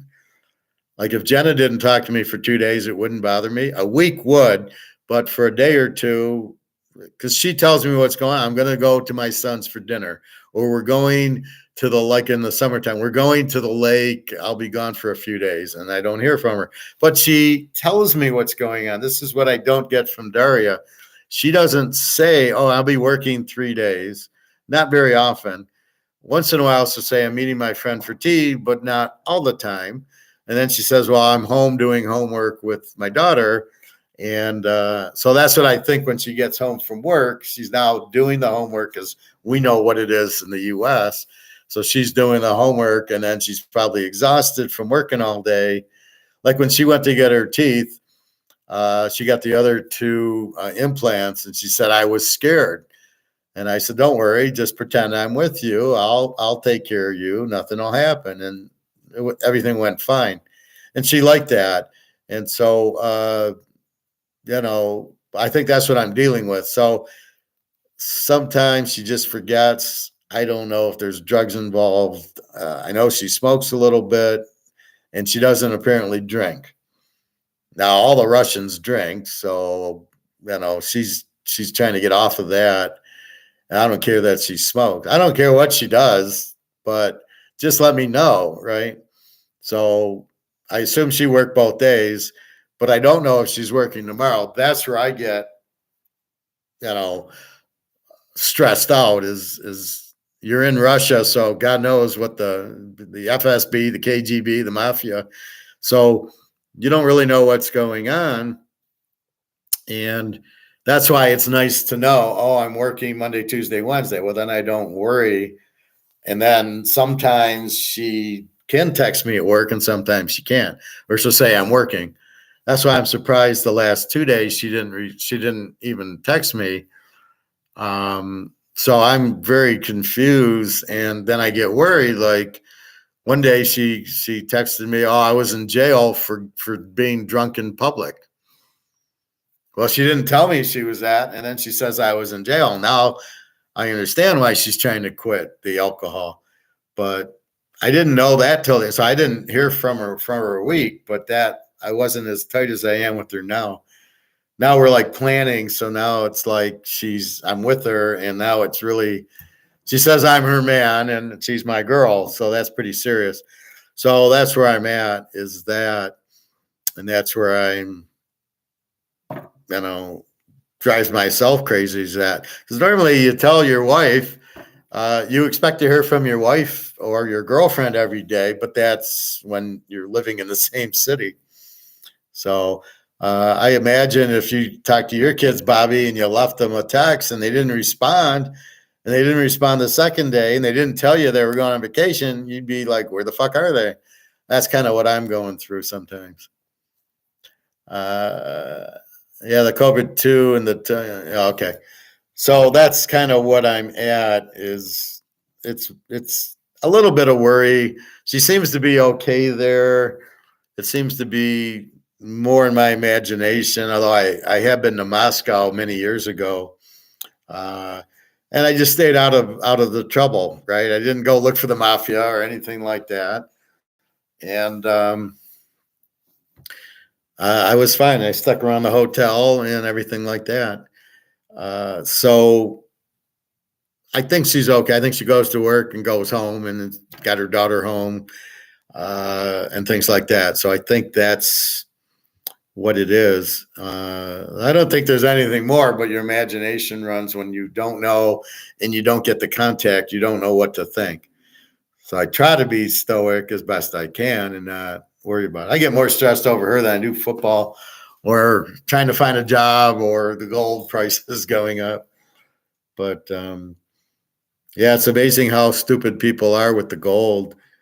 I was reading some more comments on the As Good as Gold Australia, and these people just don't get it. I mean, they're clueless. Yeah, I've been waiting and waiting. Well, you've got to study it and analyze it. It's because of brics that's why we're expecting COMEX to crumble and the gold price to shoot up. This is a new variable in the equation, which is why you can't do equations, because the variables change, and that's what needs to be understood. And that's not and these people just Well, it hasn't gone up, so why will it now? Well, do you know what BRICS is? I mean, that's the problem that they don't get. They just think everything's going to keep going. Well, we're the reserve currency, so we'll still be the reserve currency. And there's the petrodollar, and it'll still be. It ain't the petrodollar anymore. Saudi Arabia doesn't want to deal with us. Putin, Biden pissed them off, and the guy's dealing with Putin now. And they want gold back. They want gold for their oil. So yeah, a lot's changed. We're not the petrodollar. We're not the. We are the global reserve currency until BRICS comes in and says, now we're going to put gold in the middle of Argentina and Brazil switching dollars and the rest of the world. And then it'll be gold, and the demand for gold will raise the price. And that's my problem with Alligator. He says, well, it's not gold going up, it's the dollar going down. The problem is the dollar's going down and gold's not going up. And then the other problem is gold is an asset like the Mantle card, like the Mahomes card. Right. So why does this card have a value? This is really the question. Why does this card have a value? Because there's only 50 of them, and there's more than 50 people who want this card. So as long as there's a market and people want the card, they give it the value. The price gives it the value. That's why the card has a value. So let's carry it to gold. Why does gold have a value? Because everybody and their mother, all the central banks are buying it, putting a price on it, but the price isn't real because there's no pricing mechanism for physical gold and silver. It's all this derivative bullshit. So the price is not equaling demand. That's the problem. That's why we need to blow up COMEX and have a physical price, which sounds like what this BRICS will do, because they'll have all the gold, and so they won't be able to, COMEX will do 2,000, and Russia and China are up here going, no, let's make it 5,000 or 10,000. So Mark McGuire thinks it'll go to 3, and then I think when it hits 3, it goes to 5 the next day, because people will be awoken to realize that the ship is sinking and we got to get off the dollar and we got to get into the gold ship. And there's no other choice. You're not getting into any other dollar. But they just don't realize that they think they have money. I mean, it's just, it's the global reserve currency. Yeah, but it's the inflation that loses the value of the dollar, not that it's a global reserve currency. It has nothing to do with the value of the dollar. It's the inflation. You're inflating the supply, makes it worth less, period. It doesn't matter if it's the reserve currency or not, or it's the petrodollar or not. It has nothing to do with it. If you ruin the value with the inflation, then it doesn't matter. But how many people really understand that inflation is inflating the dollar? Nobody. I mean, it's insane. I'm talking to fucking idiots, not you guys, but when I talk at the club or read the comments, they're all a bunch of fucking idiots. They don't have a clue. Well, the prices are down. Even Alligator made that comment. I got a little pissy at him. He starts talking about the CPI, and I'm like, Alligator, that is not inflation. You don't know that? So I'm beginning to think Alligator, I don't know if he's a Keynesian or what, but he'll make a point. Well, even the Austrians think the dollar is money. We do not think the dollar is money. We think gold is money and the dollar is worthless. That's how us Austrian economists think. Never have we thought that the dollar is worth anything. So I don't know where he's getting his points, but now it's starting to worry me. He's a stockbroker who was working for a bank, but he's not an economist. I think Egon's the man we got to listen to. Mark McGuire once in a while. He had a good show, the last one. But Alligator on that, as good as Gold Australia with Heckle and Jekyll on it, we're not. I didn't get anything out of that one, so that's disappointing. Anyway, so I made steak at about 6:30. It's now 8:00, so I'll have to nuke it up or eat it tomorrow. But I didn't. I had taken it. I had bought it and left it in the fridge on Saturday or Sunday or something. No, I think I had it in the freezer. I took it out a couple days ago. So I hate to leave meat in the fridge too long, so I cooked it. And as I said, if I go to the gym at 10:30 and I get home, I don't have time to cook because then we're doing class at 1-ish, 1:30-ish. And then I'm done at 5 and I'm so exhausted, I'm not cooking. So the only time I really have is here. So I went to the pool late, but I showed the girls the snow. It was just ridiculous. I walked out and my car's just covered, but I could turn the wipers and roll the windows down and all the snow blew off. So it wasn't stuck. But the roads were okay. They were wet, but not too much snow. But anyway, that's the funny part. I show Daria, and Daria shows me. She scans the snow by her apartment. So if I take what she says, yes, everything's fine. If I read into why she doesn't respond to me today, it just blows my mind. She's busy and she's got a daughter, and I'm sure that's all it is. Maybe she got drunk, maybe she got high. I don't know. She probably gets home and wants to go to sleep because she's tired. She's probably doesn't have the nutrient. And like me, I'm sitting half the day or I'm in the pool. She's working. It's hard work for her. She's pretty thin, so she's not well nourished. And she's living on what I help her with and her paycheck. But anyway, so we'll have a good time in Turkey. And I'm excited to that. And I'm pretty sure it's real. I'll feel better once I book the plane tickets. And once I get there, I'm sure she'll meet me. I don't really have a doubt that I'm going to pay for the tickets and I'll show up and then she gets cold feet and doesn't show up. I would be shocked if that happens. Because she's looking forward to taking the daughter, and we all meet. The daughter likes me also, like a father figure, because when she was born, the husband took off. Typical Russian fashion, right? So she hasn't really had a dad. So I'm kind of trying to fill that role too. That's why I think I'm more attached to her. So anyway, I think everything's okay there. I think it's fine. It's just frightening. And I'll try to fix it so I don't lose my mind when I don't. I'll have to explain myself, but I think I can. I'm good at that. So anyway, it's football. There's no college, and we can talk about the coaching changes, which makes no sense. Like I said, if I'm Dallas, I would have hired Nick Saban. I guess the Lion offensive coordinator he turned down Seattle and Washington. I don't know who they're going to get at Washington. That job's ridiculous. Even I couldn't win there. I mean, the players are so bad. The GM and the owner are terrible. Seattle, I might take. You got some good receivers there. I'm surprised the Lion guy didn't take that job. You got Metcalf and the other guy. You need a quarterback, but maybe trade up in the draft. Metcalf and Lockett. Hard to believe Coach Pete. I don't know where Coach Pete will go. I think the players are changing, and they're really hard because they're all these NIL crybabies like Caleb. Oh, we didn't win. I got to cry. Or now they're staying in college longer so they can make money. Is ridiculous. I can't believe the NFL is not going to do something about this because they're losing money. Instead, Van Dyke should come out, is going to Wisconsin for $1 million.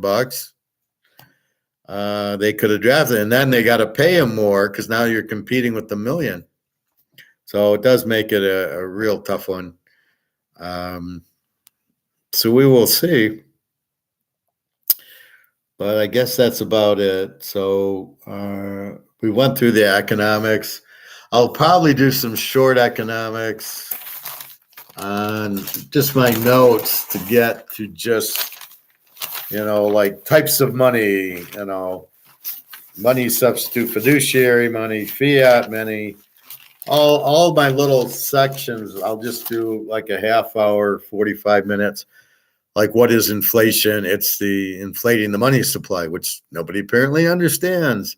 And the prices can be controlled by the market, because we can say we don't want to spend $10 on a porterhouse or $20 on a porterhouse and just don't buy it, and then it's going to lower the price. You're going to think inflation's down. No, it's just nobody wanted to spend that much on it, which is why businesses tend to go out now, because the costs go up, but they can't pass it on to the consumer, and then they're fucked. And that's what happens a lot.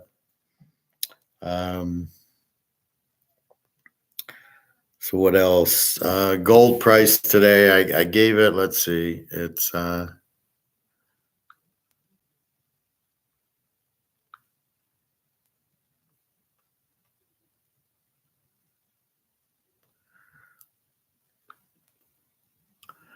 2036.60.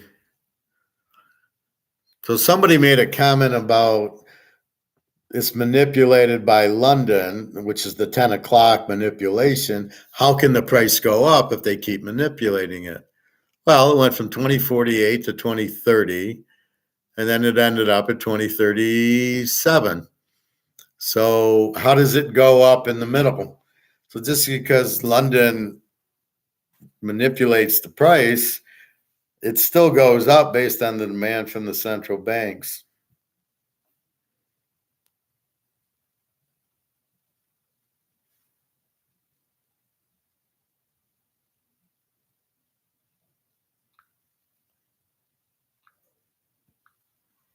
So anyway, that's what's happening. So we just got to be patient for BRICS or Russia to come out with the gold-backed currency, which they will. Their goal is to stay back, let America implode, which we're doing, and then release the gold-backed currencies, and that'll be the end of COMEX, because they won't be able to sell it at $2,000 when it's worth $5,000. So that's what we're waiting for.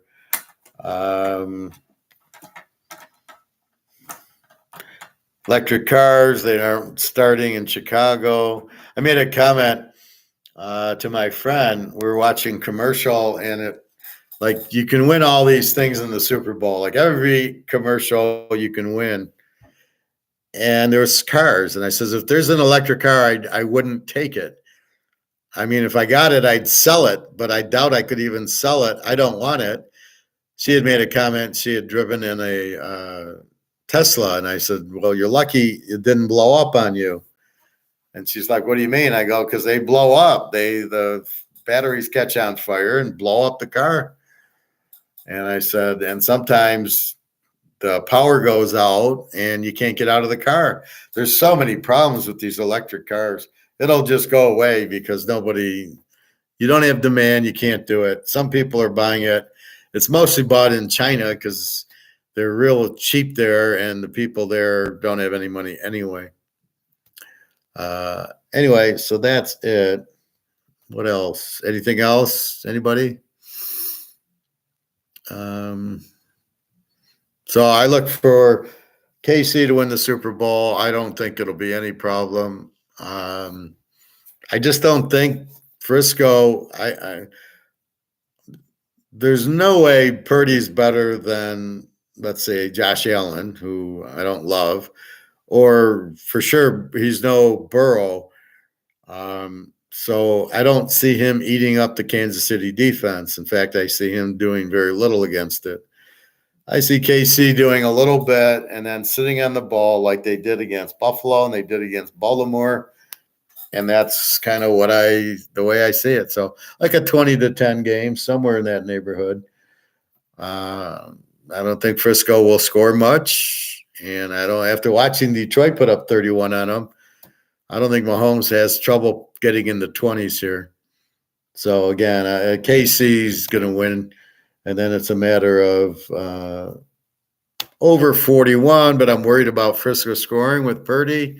So I think it becomes under 53 or 54. I think that's the only way you can do it. You've got to go under in the Kansas City games. They don't give you a lot of points. And they tend to, I don't know if it'll be 17-10, but Baltimore had a killer defense too. So if we're looking at the Niners, their defense should hold them low scoring also. And the games in Vegas, just what they need there. You probably get a hotel room for $50, add the resort fee another 100, and then add the stadium tax at probably another 100. So you're walking out with $250 for your $50 room. So the billionaire can get his stadium paid for by the public. That I never understood that.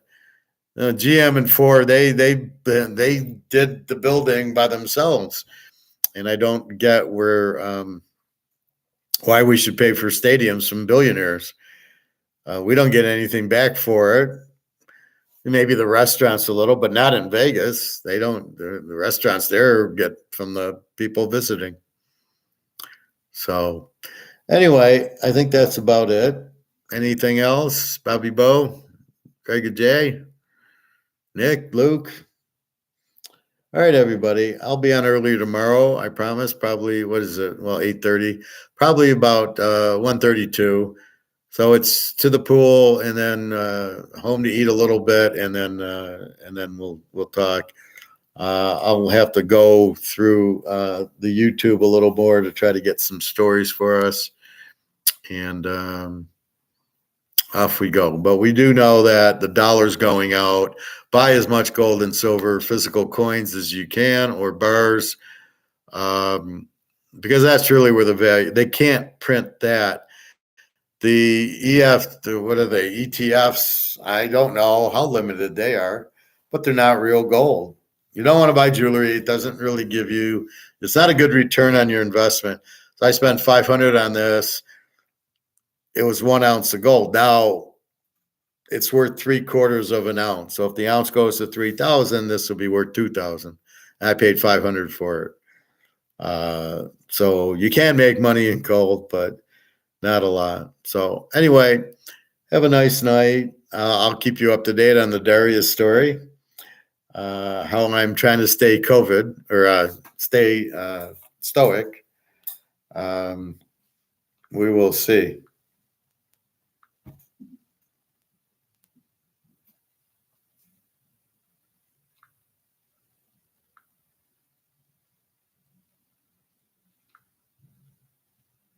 Oh, Jenna was this morning. See, like Jenna, her last time on was 7:39 in the morning, where Daria's was 4:30 in the afternoon because of her working. So I have a pretty good idea she's okay. I do like the high. Anyway, you can see how that's unstoicing me. So I'm gonna go.